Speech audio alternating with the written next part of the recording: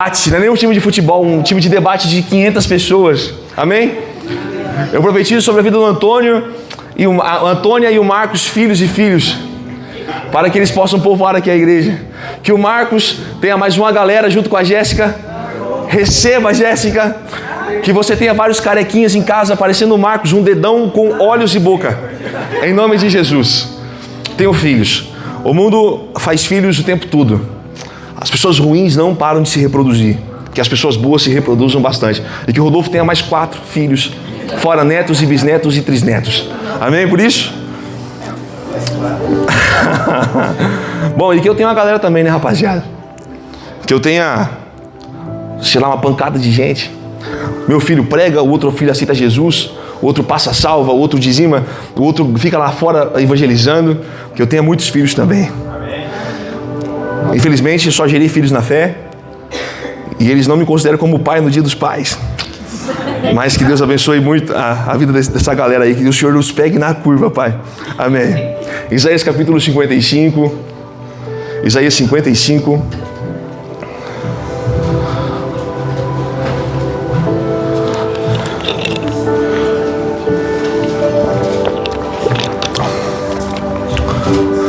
Temos aqui a visita hoje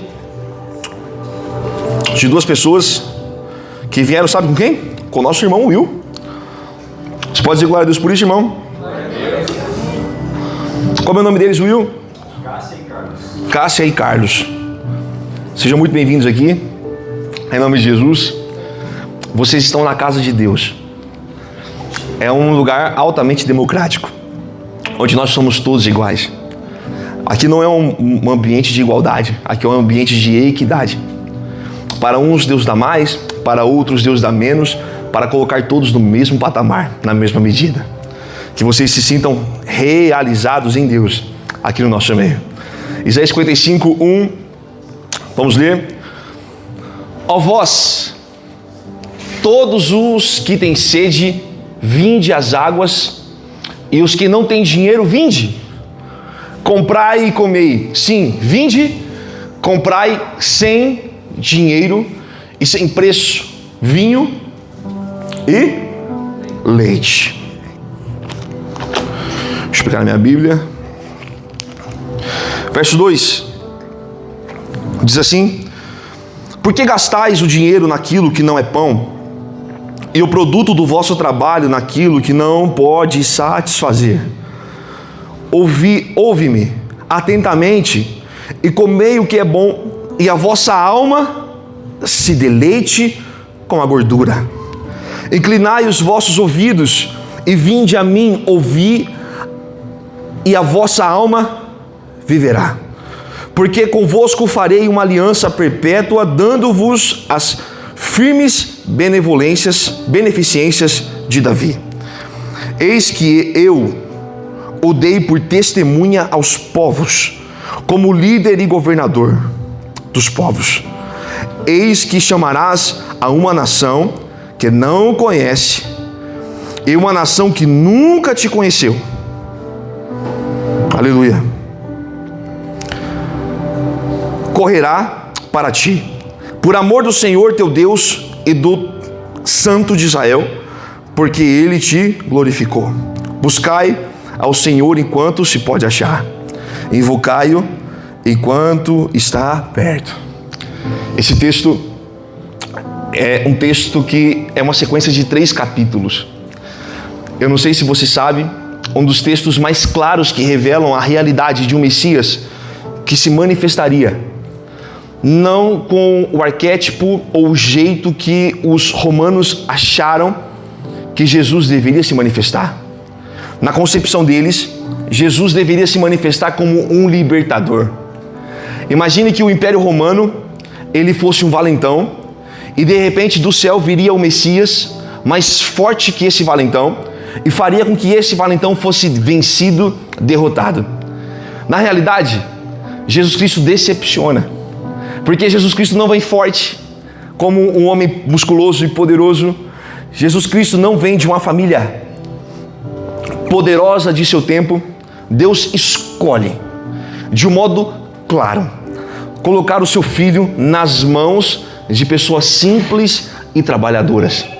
Imagina só, o rei de tudo, o criador de todo o cosmos, escolhe colocar o seu filho encarnado dentro de uma manjedoura, e ele será cuidado por um construtor e uma dona de casa. Imagina isso.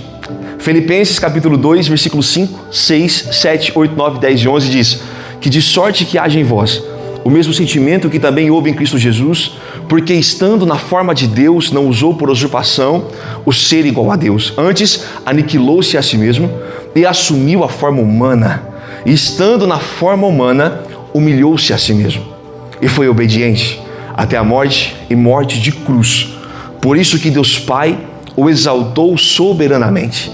Ele deu o nome que está acima de todo nome, para que no nome de Jesus se dobre todo o joelho dos que estão nos céus e na terra e debaixo da terra, e toda língua confesse que Jesus Cristo, Ele é o Senhor, para a glória de Deus Pai. Olha só o processo da encarnação, colocado sob a critério de responsabilidade, na mão de um construtor e uma dona de casa. Ele encarnaria, e Isaías no capítulo 53, 1, diz assim: quem dará crédito à nossa pregação? Em outras palavras, Marcos, ele estava dizendo, se nós contarmos, ninguém vai acreditar que o Messias se manifestou no nosso meio. Ele não é um homem bonito, ele é um homem que nós não encontramos nele formosura. Ele é um homem pisado em dores. Ele é um homem que experimentou as agonias da existência. A dicotomia da existência está sobre ele. Totalmente espiritual, totalmente humano. Ele é aquele que levará sobre si as nossas transgressões e os nossos pecados. Ele foi moído, machucado, rasgado, danificado, mas os seus ossos não foram quebrados. Diz a Bíblia que ele, assim como um cordeiro mudo, foi levado ao matadouro e não reclamou dos seus tosqueadores e nem amaldiçoou os seus algozes. No capítulo 54 de Isaías, nós enxergamos agora uma outra profecia, onde Deus, a partir do momento que Ele apresenta o seu Filho, Ele olha e diz assim: o Filho está apresentado, as nações receberão o Messias, agora nós vamos dilatar as medidas. E o texto de Isaías 54 começa e diz: canta alegremente, ó estéril. Olha o texto ali. Que não deste a luz, rompe em cântico, exclama com alegria. Tu que não tivesse dores de parto, porque mais são os filhos da mulher solitária do que os filhos da casada, diz o Senhor. No capítulo 53, Jesus ele é manifestado. No capítulo 54, Deus comunica ao mundo: vocês estão prestes a passar por um processo de dilatação, de expansão. Ele se manifestará, mas a medida não será a mesma a partir do momento que ele chegar. A partir do momento que ele chegar, nós ainda, estando com ele na terra, cantaremos alegremente: nós recebemos o Messias. Vocês que não têm a capacidade de produzir, ou melhor, de se reproduzir, vocês que estão com tristeza no coração, pelo fato, eu não sou mulher, eu sou um homem, mas minha esposa, ela tem o desejo de ter filhos, e eu como esposo, identifico muitas vezes a tristeza pelo fato dos filhos não chegarem.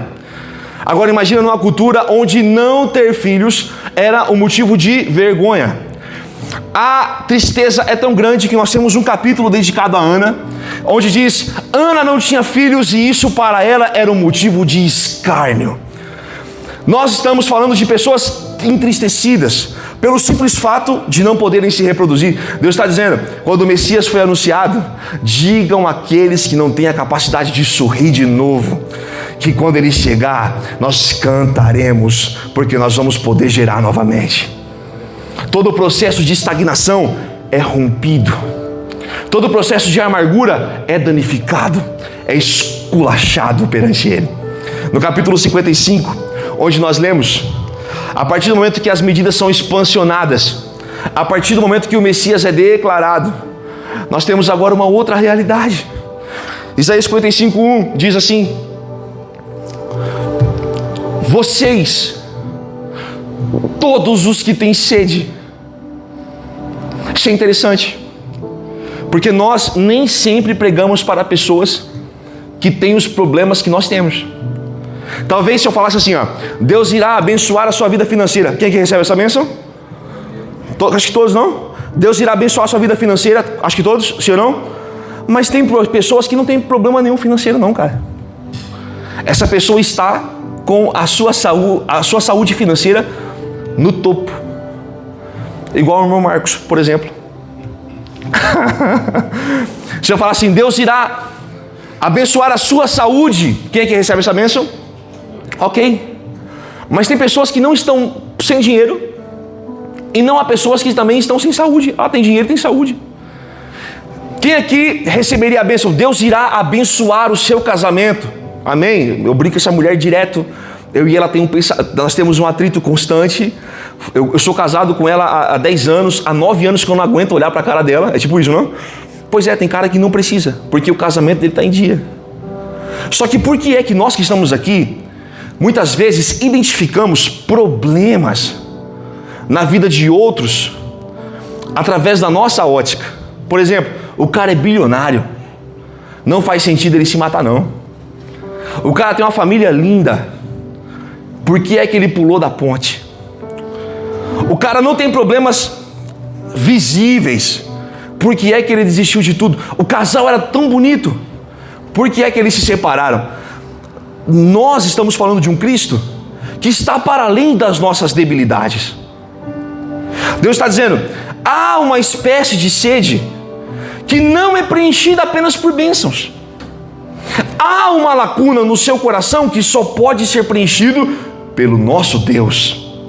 Você é ricaço? É, filho, mas no seu coração tem um buraco do tamanho de Deus que só Deus pode preencher. O que é que Salomão diz em Provérbios, Cantares, qual é outro? Eclesiastes. Ele diz assim, ó, eu tentei preencher a lacuna do meu coração, eu caí na gandaia, cara. Olha só, Salomão, gandaieiro, eu falei, 1000 mulheres e gandaieira ainda, cara, não estava bom não. Eu fui pro boteco e isso não me ajudou. Eles disseram que aquilo que preencheria as lacunas do meu coração era ter pomares de muitas frutas, Rogério. E eu construí pomares e na realidade eu não estive satisfeito. Salomão, ele tenta vencer de todos os aspectos possíveis e na realidade há um vazio no nosso coração do tamanho de Deus, que é só Deus que pode preencher. Amém por isso? Amém. Não adianta, irmão. Talvez às vezes o que você tem, essa angústia que você sente, chega na sua casa, você abre a geladeira, tem tudo que você sempre sonhou. Você chega na sua casa, tem uma mulher bonita, gata, te esperando, que é a sua esposa. Você chega em casa do trabalho, a sua roupa está passada, a comida feita, os seus filhos limpos. Ok. Mas por que pastor, que eu não sou feliz? Porque não é isso que você precisa. Não é esse tipo de lacuna que deve ser fechada. O que você precisa é de Deus encarnado na sua vida, cara. É Deus entrando nos seus lugares mais obscuros e preenchendo você de uma forma tão extraordinária que você diz, eu tentei preencher isso com bebida. Eu tentei preencher isso com drogas, com mulheres, com jogatinas. Eu quebrei finanças. Ok, filho, não é isso que te falta. A sede que você sente é a sede do Deus vivo. Você pode tentar preencher com os melhores carros do mundo, não vai dar certo. Você pode tentar preencher isso com a mulher mais bonita do mundo, não vai dar certo. Você pode tentar preencher isso com a melhor igreja do mundo, ok, não vai dar certo. Se você não abrir o seu coração e buscá-lo com toda a intensidade, você sofrerá o dano da sede constantemente. Olha o que o texto diz, vocês que têm sede, as portas estão abertas. Não há ninguém que rompa o caminho que você deve seguir. Não há ninguém que obstrua a sua rota, filho. Vocês que têm sede, venham às águas. Venham às águas. Os que não têm dinheiro, vinde e comprai e comei.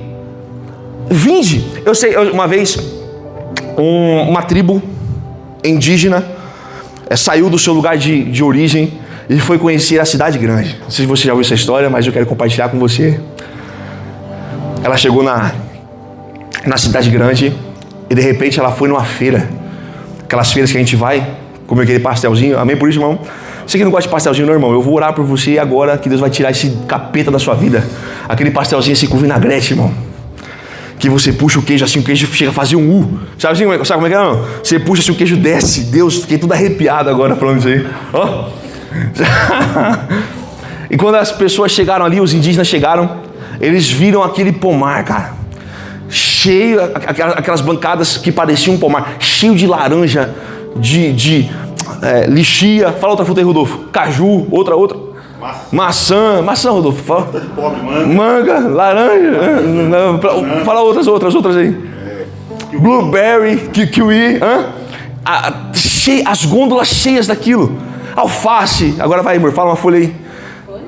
Alface, rúcula, couve-flor, sei lá. Brócolis, tudo mais. Tava tudo lá. E aqueles indígenas olharam aquilo ali e ficaram chocados, porque na cultura deles a riqueza era manifestada pela variedade de comida. E de repente, quando eles estavam olhando aquilo ali, impressionados com a riqueza da cidade manifestada nos legumes, nas frutas e nas folhas, de repente chegou uma criancinha. E ela chegou e pegou um tomate do chão, cara.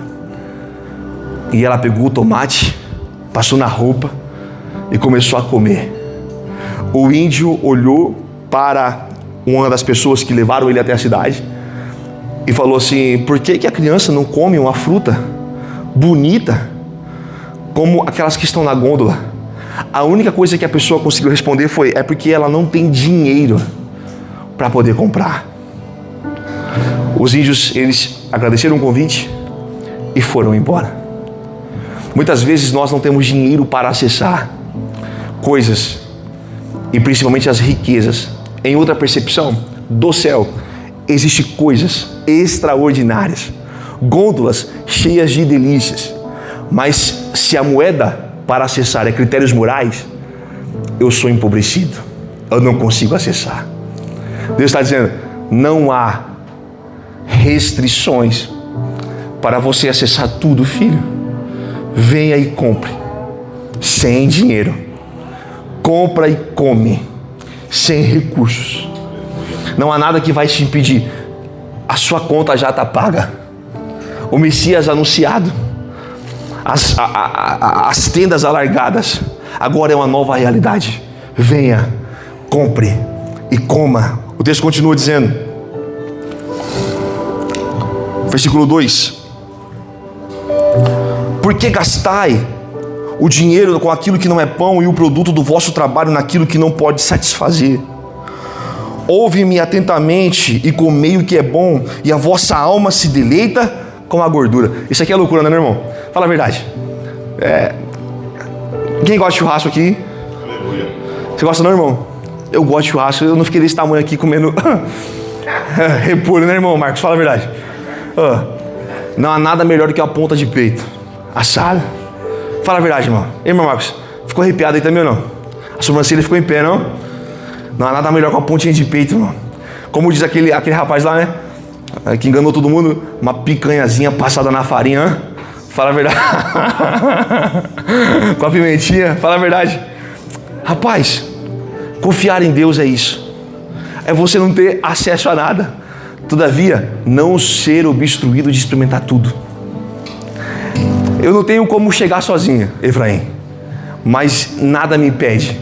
Porque não sou eu que pego, estico a mão e busco. É Ele que me condiciona nesses lugares extraordinários. Como diz o Rodolfo, não? No lugar celestial, tudo está dado, tudo está feito. Versículo 5. Olha o que o texto diz. Eis que chamarás a uma nação que não conheces, e uma nação que nunca conheceu, correrá para ti por amor do Senhor teu Deus e do Santo de Israel, porque Ele te glorificou. Buscai ao Senhor enquanto se pode achar, invocai-o enquanto Ele está perto. Às vezes nós achamos que existe uma realidade tão distante para a gente, não, irmão Rogério? Onde é que Deus está, irmão Rogério? Na igreja? Será que Deus está na igreja? Está. Nós estamos aqui, sim ou não? É por isso? Onde estiver 2 ou 3 reunidos no meu nome, eu estarei presente. Nós temos um teólogo aqui no nosso meio, não? Ele está presente. Mas a pergunta não é onde Deus está. A pergunta é onde Ele não está. Uma vez o salmista Davi, ele falou assim: eu quero me esconder de Deus, então eu vou cavar um buraco no mais profundo abismo.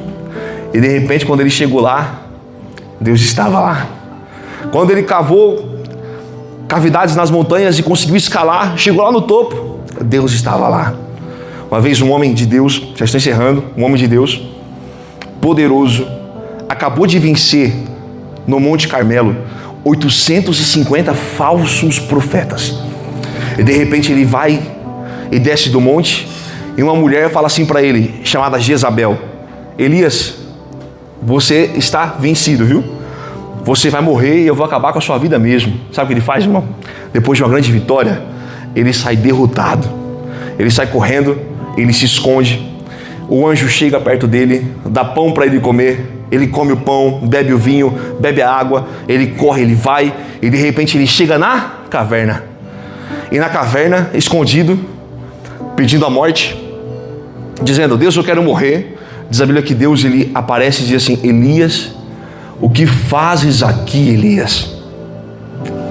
Já tentou alguma vez, irmã Antônia, se esconder numa caverna? Já? Você tem a sua caverninha de estimação, onde você se esconde de vez em quando está tudo mal na sua vida, tudo mal na sua casa, quando você fica desesperado pelo amanhã, porque hoje o presente ele é insatisfatório. Você tem uma caverninha para você se esconder? Pois é, cara. A voz de Deus entra lá dentro e pergunta: o que é que você está fazendo aqui, Rogério? O que é que você faz aqui? Aí Elias fala assim: olha, eu quero morrer, já estou cansado de viver, meu trabalho é insatisfatório, não sou maior que os meus pais, eu quero de fato desaparecer. Diz a Bíblia que Deus fala assim: então aparece na frente da caverna, porque eu vou te mostrar coisas extraordinárias. De repente houve um terremoto, Rodolfo, tão forte que sacudiu tudo. E Deus diz: e Deus não estava no terremoto. Mas em Atos 16, quando Paulo e Silas começaram a cantar a Deus os louvores, diz a Bíblia, e um terremoto ocorreu à meia-noite, e as cadeias ruíram, elas se abarrotaram. De repente ele diz: e houve um forte fogo que estraçalhava as madeiras. Pois é, filho, Deus não estava no fogo, mas com Misael, Ananias e Azarias, conhecido como Sadraque, Mesaque e Abednego, Deus estava na fornalha. Ele era o quarto homem no meio do fogo. Para Elias, Deus não estava no fogo. Para Sadraque, Mesaque e Abednego, Deus estava no fogo. Houve um forte vento, e esse vento rompia as rochas. Pois é, Deus não estava no vento, mas foi paredes de vento que seguraram o mar, em Êxodo capítulo 16. Êxodo capítulo 14, melhor dizendo. E de repente uma brisa muito mansa fez com que Elias colocasse uma capa e saísse. Moral da história, Efraim: eu não sei por onde Deus vem, mas eu sei que eu devo evocá-lo. Eu não sei por onde Ele vai me encontrar. Muitas vezes eu espero pelo norte, Ele vem pelo leste. Eu espero pelo sul, Ele vem do oeste. O meu trabalho é invocá-lo para a minha realidade e para os meus dias, porque de repente Ele aparece para nos surpreender. Amém por isso? Amém. Quem está comigo aqui? Amém? Vamos fazer uma oração. Você fique de pé. Você que está com o bebezinho, se quiser ficar sentado, fica à vontade. Você está em casa, fica tranquila. Fique de pé para você acordar um pouco mais. Está meio quente aqui, não está não, cara? Tá. Pode ligar o ventilador para a gente por enquanto? Liga lá. Efraim. Vamos orar ao Senhor Jesus. Tenta aí, cara, sem apagar a luz nada não. Vai lá. Aê! Feche seus olhos. Pai, nós estamos felizes, Pai, porque o Senhor revelou o seu Filho. O Senhor expansionou nossas medidas e nós agora temos o acesso. Compramos sem dinheiro. Compramos e negociamos sem cartão, sem recursos, apenas pela bondade e pelo beneplácito da cruz do Calvário. Senhor Jesus, que essa insatisfação real que ocorre dentro do nosso coração, dentro do nosso peito, seja rompida, Pai, e que nós sejamos felizes em Deus. É um desejo do seu Filho aqui, felicidade para cima de tudo, Pai. Senhor Jesus, que o Senhor possa fazer com que nós venhamos nos alimentar daquilo que é bom, e que para além das expectativas, quando as noites forem escuras, que nós possamos invocá-lo, porque o Senhor está perto de nós. Não é o Senhor, Pai, que se aproximará, mas na medida em que nós te invocamos, temos a percepção de onde o Senhor está. Que o Senhor, Pai, abençoe os nossos dias, e que o Senhor faça resplandecer o sol sobre nós. Que a nossa semana seja extraordinária, que a nossa segunda-feira, Pai, seja um dia extraordinário, amém por isso? Que a nossa terça-feira, Pai, seja um culto extraordinário em casa, amém por isso? Que a nossa quarta-feira, Pai, seja um culto abençoado também. Que a nossa quinta-feira seja um outro culto, porque o culto não acaba nunca. Ele começou na cruz do Calvário e ele está em vigência até agora. O que se encerra é apenas a reunião, que nós venhamos nos apresentar como um sacrifício vivo ao Senhor, Pai, constantemente. Que o Senhor esteja sobre nós, como aquele que o Senhor protegeu debaixo das suas asas, aquele que habita no esconderijo do Altíssimo, as sombras do Onipotente o descansará. Obrigado, Pai, pela sua bondade, em nome de Jesus, amém. Aplauda o Senhor Jesus Cristo, porque Ele é bom.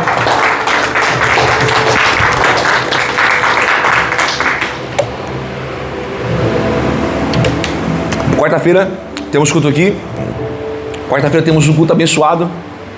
Não falte, se apresente, seja por Deus mais uma vez abençoado. Domingo é que horas o culto? 6h30. E quarta? 7h30. Vocês estão sabendo muito bem, cara. Parabéns. Então não falte, irmão. Que você possa convidar Deus para os seus dias. Que Ele tenha primazia sobre as suas movimentações. Aquele que de madrugada me busca, me encontra. Isso não significa que o mistério está na madrugada. Isso significa que o mistério está em procurá-lo primeiro.